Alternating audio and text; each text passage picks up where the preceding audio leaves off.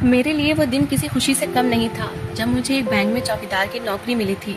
खुशी मुझे इस बात की थी कि मैं अब अपने माँ बाप का सहारा बनूंगा और अपनी बहन को भी खूब पढ़ाऊंगा। मेरा नाम धर्म है और मैं लखनऊ के खूबसूरत शहर का रहने वाला हूँ। मेरी एक ही लाडली बहन है जिसका नाम प्रीति है, क्योंकि प्रीति मुझसे छोटी थी, इसी वजह से वो माँ पिताजी की और मेरी लाडली थी।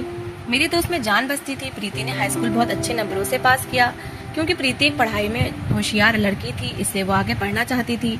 लेकिन घर के हालात इस बात की परमिशन नहीं देते थे। उन दिनों मैं भी घर में खाली बैठा था, मेरे पास कोई नौकरी नहीं थी। पिताजी की एक छोटी सी किराने की दुकान थी, जिससे बड़ी मुश्किल से हमारे घर के खर्चे पूरे होते थे। घर के हालात को देखते हुए प्रीति ने आगे पढ़ाई न करने का फैसला किया था, लेकिन मैं जानता था कि वो आगे पढ़ना चाहती है।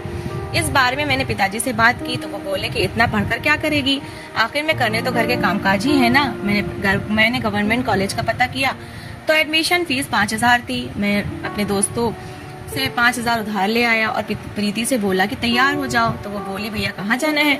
मैंने कहा तुम जल्दी से तैयार हो जाओ। मैंने उसे बताया कि आज कॉलेज में तुम्हारा एडमिशन करवाने चलते हैं। तो वो बोली भैया एडमिशन फीस कहाँ से आएगी, पिताजी ने तो मना कर दिया है कि जितना पढ़ लिया है उतना काफी है। तो मैं बोला तुम फिक्र ना करो, मैं पिताजी से खुद ही बात कर लूंगा। और मैंने एडमिशन फीस का भी बंदोबस्त कर लिया है। मैंने अपने कुछ दोस्तों से पैसे उधार लिए हैं, जब मैं काम पर जाने लगूंगा तो उन्हें दे दूंगा। तुम बस कॉलेज जाने की तैयारी करो और दिल लगाकर पढ़ाई करो। मैं तुम्हें बहुत ऊंचाइयों पर देखना चाहता हूँ। तो प्रीति बोली नहीं भैया, मैं पिताजी की अनुमति के बगैर कॉलेज में एडमिशन नहीं लूंगी। रात को जब पिताजी आए तो प्रीति ने उन्हें खाना दिया। खाना खाने के बाद मैं पिताजी के पास चारपाई पर बैठ गया और बोला पिताजी आपसे एक जरूरी बात करनी थी। तो वो बोले बेटा हाँ बोलो क्या बात है। मैंने कहा अगर आपकी अनुमति हो तो मैं प्रीति का कॉलेज में एडमिशन करा दूं। आप चिंता ना करें, मैंने फीस का बंदोबस्त कर लिया है। आप जानते हैं कि प्रीति को पढ़ने का कितना शौक है। मैं नहीं चाहता कि वो घर के हालात की वजह से अपनी इच्छाओं का गला घोट दे। बड़ा भाई होने के नाते मेरा फर्ज बनता है कि मैं उसकी हर इच्छा को पूरा करूं और मैं इसकी इच्छा जरूर पूरी करूंगा। तो पिताजी बोले देख लो धर्म बेटा। पिताजी ने जेब से निकालकर मुझे कुछ पैसे दिए। तो मैं बोला पिताजी मेरे पास पैसे हैं, ये आप अपने पास रख लें, अगर जरूरत पड़ी तो मैं आपसे ले लूंगा। मैं फौरन प्रीति के पास गया और उससे कहा सुबह तुम तैयार रहना, क्योंकि मैंने पिताजी से अनुमति ले ली है। उन्हें तुम्हारे कॉलेज जाने पर कोई आपत्ति नहीं है। ये सुनकर प्रीति बहुत खुश हुई। मैंने उसे तंग करने के लिए कहा देखो तो खुशी से कितनी मोटी हो गई हो। तो वो चिढ़ गई और मुझसे नाराज होती हुई कमरे से बाहर निकल गई। अगली सुबह मैं प्रीति को साथ लेकर कॉलेज गया। उसका एडमिशन करवाने के बाद हम वापस घर आ रहे तो प्रीति बोली भैया मुझे बर्गर खाना है। हम लोग बर्गर की दुकान पर रुके। मैंने वहाँ से 2 बर्गर ऑर्डर कर दिए। मैंने दुकान वाले से कहा कि 2 बर्गर पैक कर दो। तो प्रीति बोली बर्गर नहीं भाई, घर पर जब तक हम पहुंचेंगे तब तक बर्गर तो ठंडे हो जाएंगे, हम लोग यहीं पर बैठकर खा लेते हैं। तो मैं उसे लेकर दुकान के अंदर चला गया जहाँ टेबल लगे हुए थे। हम दोनों एक टेबल के पास में पड़ी हुई कुर्सी पर बैठ गए। हम दोनों बर्गर खाने में व्यस्त थे। तभी मुझे ऐसा लगा कि कोई हमारी तरफ देख रहा है। जब मैंने बराबर में पड़े टेबल की तरफ नजर दौड़ाई तो उधर कुछ गुंडे नशे की हालत में प्रीति पर कुछ कमेंट्स पास कर रहे थे। इस बात पर मुझे बहुत गुस्सा आया, इसलिए मैं उन्हें सबक सिखाने के लिए उठा तो प्रीति ने मेरा हाथ पकड़ लिया। नहीं भैया, इन जैसे लोगों के मुंह नहीं लगते, चलो हम यहाँ से चलते हैं। मैं उस समय इतने गुस्से में था कि अगर प्रीति ना होती तो शायद मैं उनका खून कर देता, क्योंकि मैं अपनी बहन के बारे में इस तरह के शब्द जो वो बक रहे थे ये बर्दाश्त नहीं कर सकता था। प्रीति को घर छोड़कर दोस्तों से मिलने का बहाना करके उसी बर्गर की दुकान पर गया, लेकिन मुझे वहाँ पे गुंडे नहीं मिले। उसके 2-3 दिन बाद प्रीति का कॉलेज जाना शुरू हो गया। मेरी रोज की रूटीन थी कि मैं सुबह प्रीति को कॉलेज छोड़ के आता और छुट्टी के टाइम लेने के लिए जाता। एक दिन छुट्टी के समय मैं प्रीति को लेने के लिए जब कॉलेज गया तो मैंने उन गुंडों में से एक को कॉलेज के बाहर देखा। लड़कियों के कॉलेज के बाहर लड़कियों की भीड़ थी, इसलिए मैं प्रीति को लेकर घर आ गया। अगले दिन प्रीति को कॉलेज छोड़ने के बाद मैंने सोचा कि आज छुट्टी से पहले प्रीति के कॉलेज के बाहर जाऊंगा। अगर मुझे वही गुंडा दिखाई दिया तो मैं उसकी खूब धुलाई करूंगा। प्रीति को कॉलेज छोड़ने के बाद जब मैं वापस घर आ रहा था तो रास्ते में मुझे एक मेरा दोस्त मिला। उसने कहा कि एक जगह काम के लिए एक हेल्पर की जरूरत है, तुम वहाँ पर पता कर लो, हो सकता है तुम्हारा काम बन जाए, लेकिन उसके लिए तुम्हें आज ही जाना होगा, ये ना हो कि वो किसी और को काम दे दे। मैं उधर से सीधा काम का पता करने के लिए चला गया। मुझे टाइम का पता ही ना चला। जब मैंने टाइम देखा तो 2 बज रहे थे। मैं जल्दी से प्रीति को लेने के लिए चला गया, क्योंकि मैं पहले से लेट हो गया था। जब मैं कॉलेज पहुंचा तो ये देखकर मेरे गुस्से की हद न रही कि उन गुंडों में से एक लड़का जिसका नाम आशु था प्रीति के पास खड़ा बातें कर रहा था और प्रीति इस कदर घबराई हुई थी कि उसके पसीने छूट रहे थे। मैंने उस लड़के को उसके कॉलर से पकड़ लिया और एक जोरदार तमाचा उसके मुंह पर मारा। बदले में वो भी मुझे मारने लगा। प्रीति उसके आगे हाथ जोड़ने लग गई कि भगवान के लिए मेरे भाई को छोड़ दो। वो बोला एक बात कान खोलकर सुन लो, मैं तुम्हारी बहन से प्यार करता हूँ और मैं इसे हासिल करके ही रहूंगा। मैं इसे तब से पसंद करता हूँ जब मैंने इसे बर्गर की दुकान पर देखा था। मैं बोला अपनी जुबान बंद रखो, मैं तुम्हारा मुंह तोड़ दूंगा अगर तुमने मेरी बहन की तरफ आंख उठाकर भी देखा तो। वो बोला तुम मेरा कुछ नहीं बिगाड़ सकते, इनफैक्ट इस शहर में मेरा कोई भी कुछ नहीं बिगाड़ सकता। मेरे सर से खून बह रहा था और खून को देखकर प्रीति पागल हो रही थी। वो मुझे बड़ी मुश्किल से खींचते हुए घर ले आई। घर जाते ही उसने मेरे सिर पर दवाई लगाई। माँ भी मेरी चोट देखकर परेशान हो गई। मैंने प्रीति को सख्ती से मना कर दिया कि इस बारे में पिताजी को कुछ भी ना बताए। मेरे सिर में बहुत दर्द हो रहा था, इसलिए मैं कमरे में जाकर लेट गया। कुछ देर के बाद प्रीति दूध में हल्दी डालकर मेरे लिए लेकर आई तो मेरे आगे दूध का गिलास रखते हुए बोली, भैया मैं कल से कॉलेज नहीं जाऊंगी। मैं नहीं चाहती कि मेरी वजह से आप पर कोई मुसीबत आ जाए। और फिर वो किसी अमीर बाप की बिगड़ी हुई औलाद लगता है। हम गरीब उन जैसे अमीरों का मुकाबला नहीं कर सकते, इसलिए बेहतर यही है कि मैं कॉलेज छोड़ दूं। मेरा एक ही भाई है और मैं उसे खोना नहीं चाहती। तो मैं बोला, तुम क्यों कॉलेज छोड़ोगी? आज उसकी धुलाई कर दी है तो कल देखना वो नहीं आएगा। फिर तुम्हें डरने की जरूरत नहीं, तुम्हारी सुरक्षा के लिए तुम्हारा ये भाई अभी जिंदा है। चलो जाकर पढ़ाई करो, मैं कुछ देर आराम कर लेता हूँ। अभी मैं लेट ही रहा था कि दरवाजे पर जोर की दस्तक होने लगी। इससे पहले कि मैं उठता, माँ ने दरवाजा खोल दिया। दरवाजा एक जोरदार आवाज से खुला। मैं जल्दी से उठकर कमरे से बाहर आया तो मेरे सामने हथियार लिए 4 आदमी खड़े थे। उनके पीछे से एक मोटा आदमी आया और मुझसे बोला, तुम्हारा ही नाम धर्म है? तो मैं बोला, जी हाँ। तो वो कहने लगा, तुमने मेरे बेटे के साथ मारपीट करके अच्छा नहीं किया। मैं तुम लोगों का इस जमीन पर रहना मुश्किल कर दूंगा। इतनी देर में पिताजी भी दुकान से आ गए। तो वो आदमी पिताजी से बोला, अपने बेटे को संभाल कर रखो। मेरे बेटे को तुम्हारी बेटी पसंद आ गई है और ऐसा आज तक नहीं हुआ है कि जिस चीज पर मेरे बेटे ने हाथ रखा हो और वो उसे ना मिली हो। तो मैं बोला, वो चीजें थी और ये मेरी बहन है। मेरे होते हुए ये नामुमकिन है और मैं बिल्कुल भी अपनी बहन का रिश्ता किसी ऐसे इंसान के साथ नहीं जोड़ूंगा जो आवारा और शराबी हो। तो वो बोला, मैं यहाँ तुम्हारी बकवास सुनने नहीं आया हूँ, मैं बस ये बताने आया हूँ कि अगर आप लोग इज्जत से ये रिश्ता स्वीकार करेंगे तो ठीक है, वरना हमें दूसरा तरीका भी अपनाना आता है।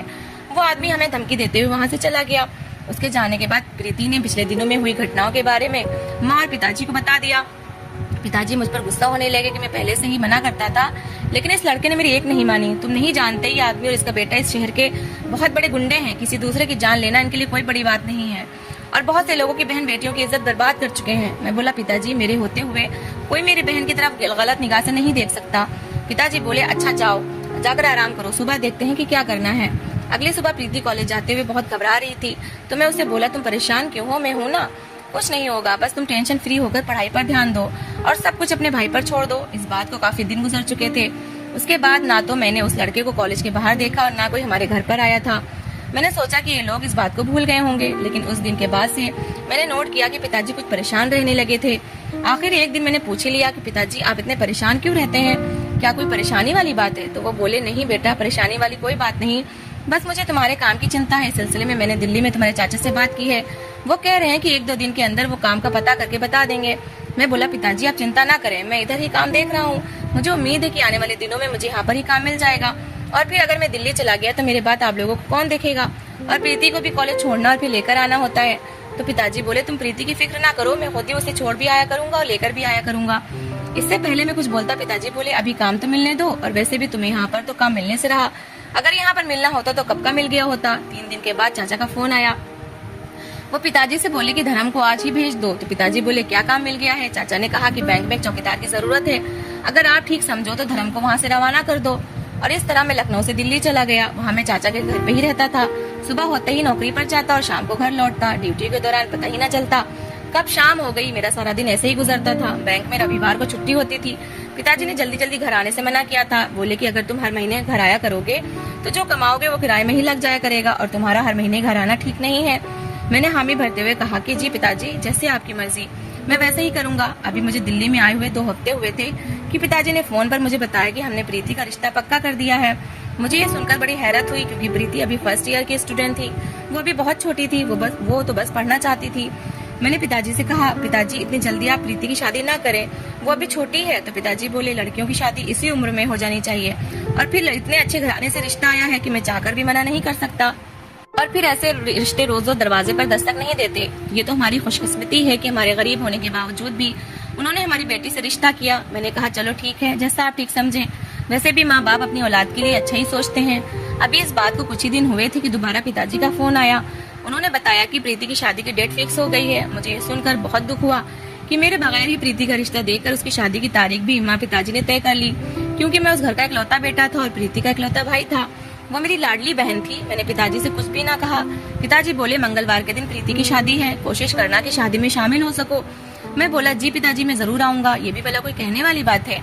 1 हफ्ता पहले ही मैंने छुट्टी की एप्लीकेशन दे दी थी, जो कि रिजेक्ट कर दी गई। छुट्टी के लिए मैंने बहुत भाग दौड़ की, लेकिन मुझे छुट्टी न मिली।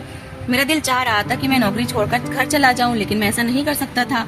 क्योंकि मुझे ये नौकरी बहुत मुश्किल से मिली थी। मैंने फोन करके पिताजी को बताया कि पिताजी मुझे छुट्टी नहीं मिल रही है। तो पिताजी बोले कोई बात नहीं, जब छुट्टी मिलेगी तब आ जाना, लेकिन नौकरी छोड़ने का सोचना भी मत, क्योंकि मैंने प्रीति की शादी के लिए बहुत सारा उधार उठा रखा है जो तुम्हें और मुझे मिलकर चुकाना है। अगर तुम वो नौकरी छोड़ दोगे तो फिर दोबारा नौकरी मिलना मुश्किल होगा, और तुम यहाँ की चिंता ना करो, यहाँ पर मैं हूँ ना, मैं सारे इंतजाम देख लूंगा। मैं हैरान था कि पिताजी ऐसी बातें कर रहे हैं। एक भाई अपनी बहन की शादी में शामिल नहीं हो सकता था। क्या मेरी बहन विदाई के समय मेरे साये से वंचित रहेगी? क्योंकि हर बहन बेटी की इच्छा होती है कि वो अपने भाइयों और बाप के साये में विदा हो। मुझे खुद पर गुस्सा आया कि मैं इस शहर में नौकरी के लिए आया ही क्यों था। चाचा चाची और उनकी फैमिली शादी में शामिल होने के लिए गई हुई थी। मैं ही बदकिस्मत था जो कि अपनी बहन की शादी में शामिल न हो सका। शादी मंगलवार के दिन हो गई। मेरी छुट्टी रविवार की थी। मैंने सुबह सुबह अपना कुछ जरूरी सामान बैग में रखा और लखनऊ के लिए निकल के पड़ा। जब मैं घर पहुंचा, दरवाजे पर दस्तक दी तो दरवाजा माँ ने खोला। मुझे देखकर माँ के चेहरे पर खुशी और घबराहट दोनों ही के साए झलक रहे थे। मैंने माँ के पैर छूने के बाद ये जानते हुए भी कि प्रीति की शादी हो चुकी है, उसे पागलों की तरह घर में ढूंढने लगा। मुझे ऐसे प्रीति को ढूंढते हुए देखकर माँ बोली, बेटा तो जानता है ना तेरी बहन की शादी हो चुकी है और वो इस घर से विदा होकर अपने ससुराल चली गई है। मुझे प्रीति के बगैर घर बहुत खाली खाली लग रहा था। मैंने सोचा कि मैं पिताजी से अनुमति लेकर प्रीति से मिलने के लिए चला जाऊं। दोपहर के समय जब पिताजी दुकान से खाना खाने के बाद के लिए घर आए तो मैंने पिताजी से कहा, पिताजी मैं प्रीति से मिलना चाहता हूँ। प्रीति के बगैर मेरा दिल बहुत उदास हो रहा है, मैं अपनी बहन को देखना चाहता हूँ। तो पिताजी घबराकर बोले, बेटा तुम वहाँ क्या कर लेने जाओगे? जब वो इधर आएगी तो उससे मिल लेना। वो बहुत अमीर परिवार में गई है और तुम एक चौकीदार की नौकरी करते हो। ये ना हो कि तुम्हारा वहाँ जाना उन लोगों को अच्छा ना लगे और तुम्हारी वजह से तुम्हारी बहन का घर खराब हो जाए। पिताजी की बात सुनकर मैं सोच में पड़ गया कि क्या चौकीदार की बहन होना कोई जुर्म है कि उसकी वजह से उसकी बहन को अपने भाई से मिलने भी ना दिया जाए। मैंने पिताजी से प्रीति के घर का पता मालूम करने की कोशिश की, लेकिन मुझे उसके घर का कोई पता न मिला।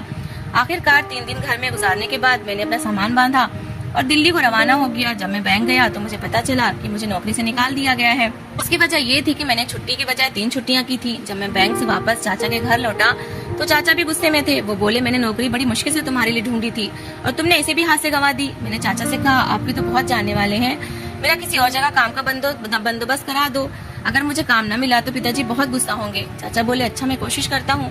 मुझे चाचा के घर खाली बैठे हुए 1 हफ्ता हो गया था तो मेरे एक दोस्त का फोन आया। उसने मुझे बताया कि वो जिस फैक्ट्री में काम करता है वहाँ पर कुछ लोगों की जरूरत है।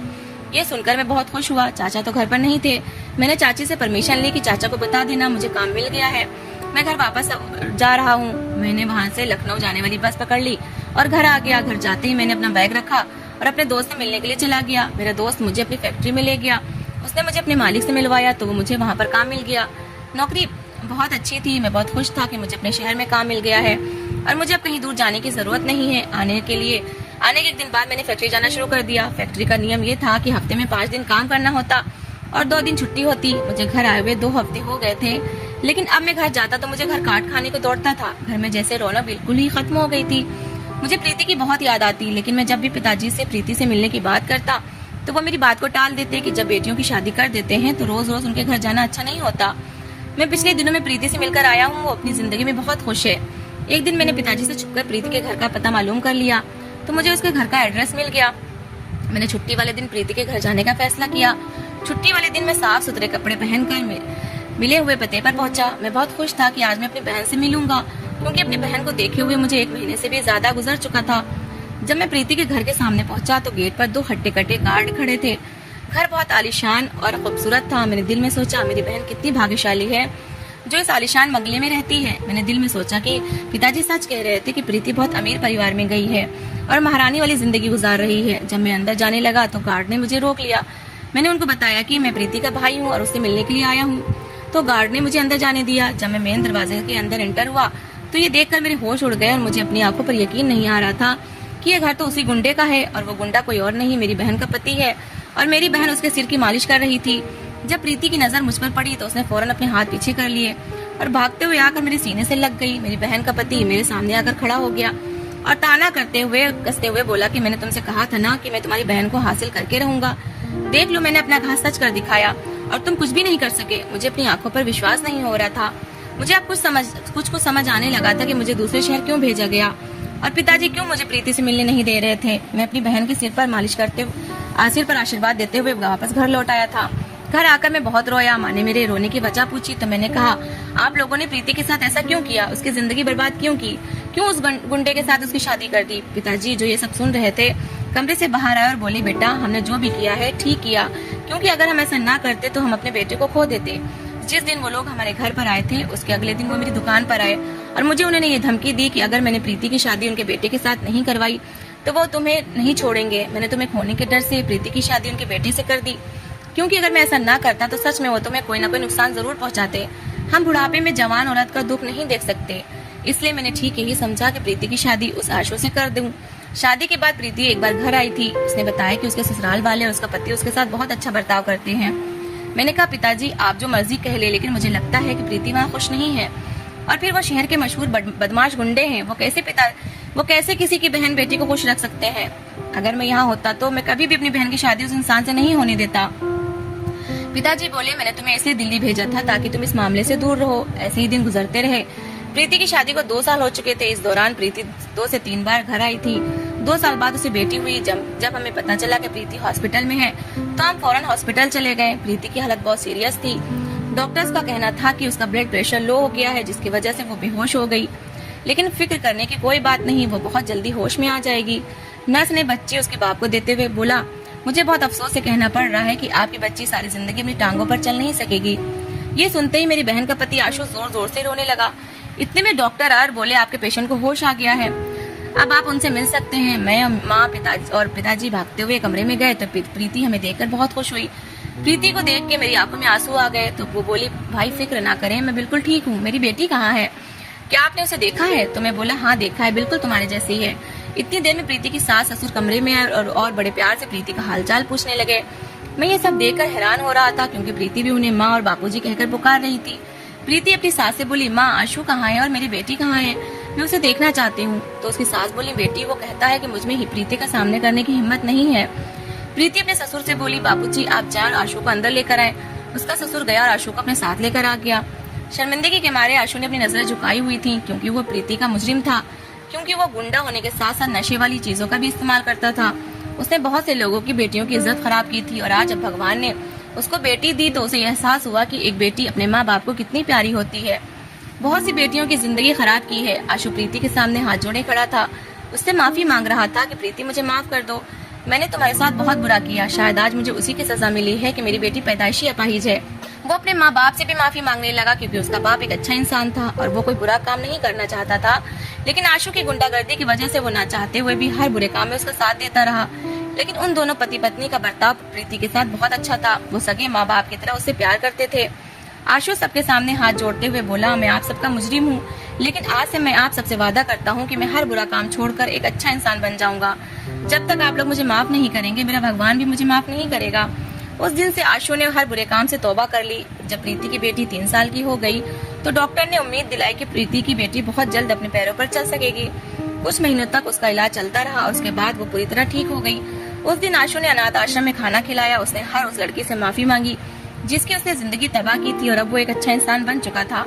आज मेरी बहन अपनी जिंदगी में बहुत खुश है। उसे देखकर मुझे भी बहुत खुशी होती है और मैं भगवान का लाख लाख शुक्र करता हूँ कि मेरी बहन अपनी जिंदगी में खुश है।